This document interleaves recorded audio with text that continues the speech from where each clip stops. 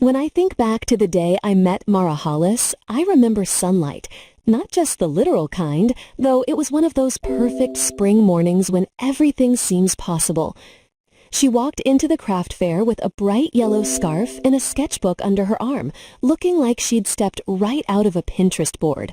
Warm, open, effortlessly creative. I was selling a small table of handmade earrings, nothing fancy, just wire and gemstones twisted into shapes I'd been experimenting with for months. She stopped by, picked up a pair, and said, "These look like joy turned into metal." I laughed. That's exactly what I was going for. We talked for hours that day, about art, about wanting more than office jobs, about the quiet thrill of making something from scratch. By the time the fair closed, we'd exchanged numbers and promises to collaborate. I didn't know it then, but that conversation would change the next 3 years of my life and nearly destroy them. Over the next few weeks, we met constantly. My apartment became our studio, a small kitchen table crowded with pliers, beads, and half-drunk mugs of coffee. I had the technical skills, the precision of bending wire, the ability to make pieces sturdy yet elegant. Mara had the eye for presentation. She could make anything look expensive, knew exactly how to photograph jewelry so that even the simplest pendant looked like it belonged in a boutique. We called ourselves Tide and Ember.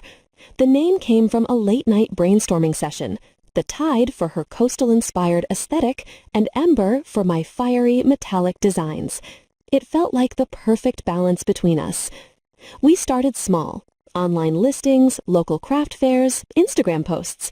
Slowly, orders began to trickle in.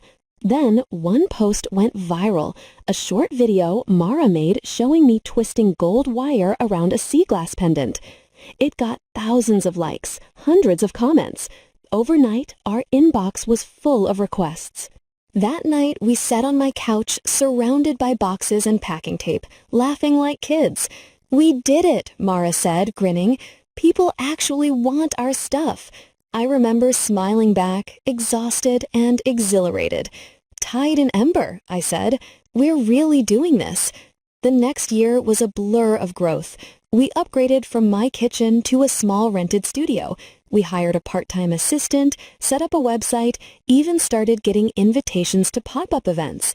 Mara handled branding, photography, and outreach. I handled production, design, and sourcing materials. It was a perfect partnership, or so I thought. Then one morning, I got an email from our supplier. "Hi, Elise," it began. "We've processed your latest invoice under Hollis Jewelry LLC. Please confirm if this is the correct name for your account." My stomach dropped. Hollis Jewelry LLC? That wasn't our company name. I thought it must be a mistake. I called Mara. She didn't answer. I called again. Voicemail. By noon, I drove to the studio. She was there, hunched over her laptop, acting perfectly normal.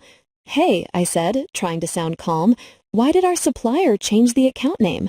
She looked up, blinking innocently. "Oh, that. I registered the business officially. It was time we made it legitimate." "You registered it?" I repeated. "Under your name?" She hesitated. "Well, yeah.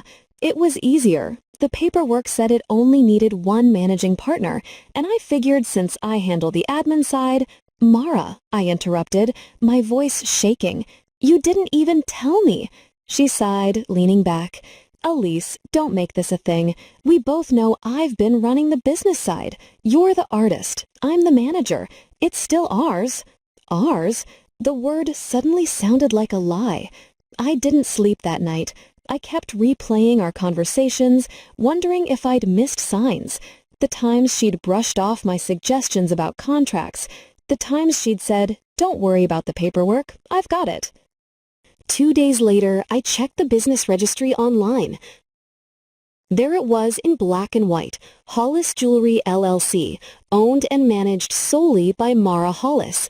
No mention of me.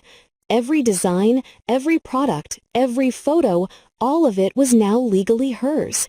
I confronted her again, this time with proof. She didn't even deny it. "Elise, you're overreacting. This is just formality. You'll still get your cut." "My cut?" I whispered. "My cut?" Her tone sharpened. "I started the brand, Elise. I built our following. You made jewelry, yes, but without me, no one would have even seen it." That was the first time she ever said, "my brand." I left the studio that day and never went back. For weeks, I was a ghost, heartbroken, angry, but mostly empty. I couldn't look at my tools without remembering her voice, her laughter. Every design on her website was mine, every photo a piece of my life stolen and renamed. Friends told me to sue, but I didn't have the money for that kind of battle. She'd registered everything under her name, and while I had the original sketches, I had no legal claim to the brand name or its profits. So I disappeared. At least, that's what she thought. For months, I worked quietly. I rented a small basement workshop under a florist's shop. I went back to sketching, redesigning, rebranding. I studied marketing late at night, learning everything I'd once left to her. I wanted to build something new, something she couldn't touch. My new brand was called Ashevale Studio. The name came from a memory of my grandmother. She used to say, "Even from ashes, something strong can rise." This time, I did everything by the book. I registered the business, filed for a trademark, got my own suppliers, and I made sure every document, every design, every email trail led back to me. I started small again, local fairs, small markets. I didn't use my full name online. My work spoke for itself. One afternoon, I posted a short video, a simple time-lapse of me creating a necklace from recycled brass and sea glass. It was just like the one that had gone viral years ago, except this time it was entirely mine.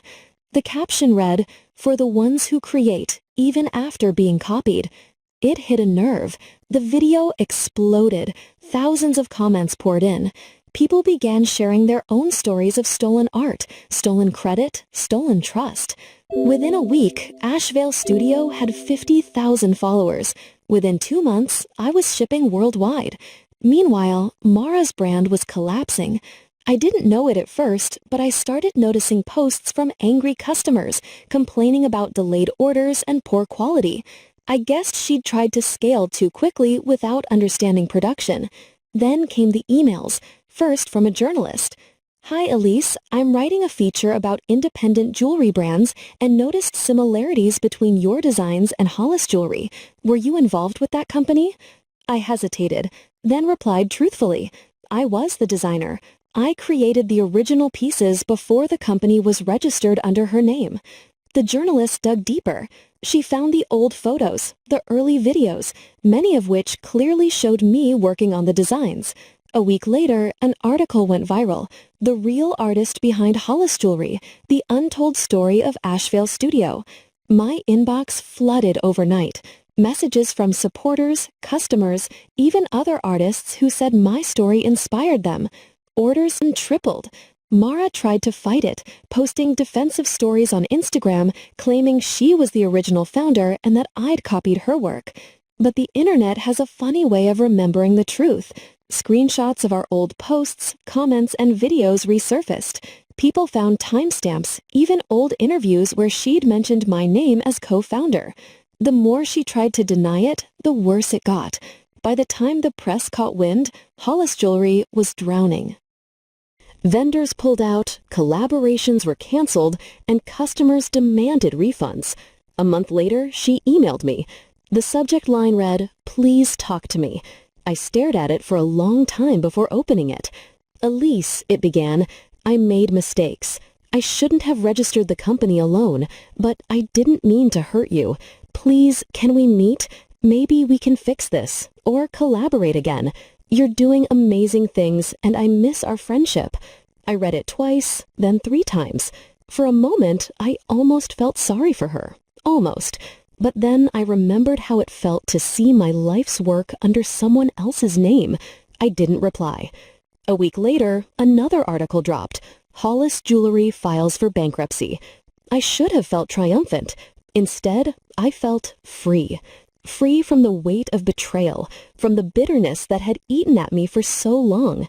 I'd built something real again, something that no one could take from me. Months later, I was invited to an art exhibition in Portland, a showcase for independent creators who'd built their brands from scratch. I almost didn't go, but when I saw the lineup and realized how many women I admired were attending, I decided to show up. On the second evening, after a panel discussion, a journalist approached me with a camera. "Elise Ward," she said, smiling, "the founder of Asheville Studio?"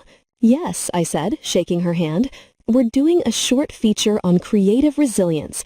Would you mind sharing what motivated you to start your brand?" I paused. The room behind her was buzzing with laughter, music, and conversation. I thought of my old kitchen table, of pliers and sea glass, of betrayal and rebirth. "Sometimes," I said slowly, "you lose everything you thought defined you. But if you're lucky, you realize what's left is the part that can never be stolen, your ability to create again." The video went viral within hours. Weeks later, I saw a comment under it from a stranger. "This is why you can't fake authenticity. It always shows."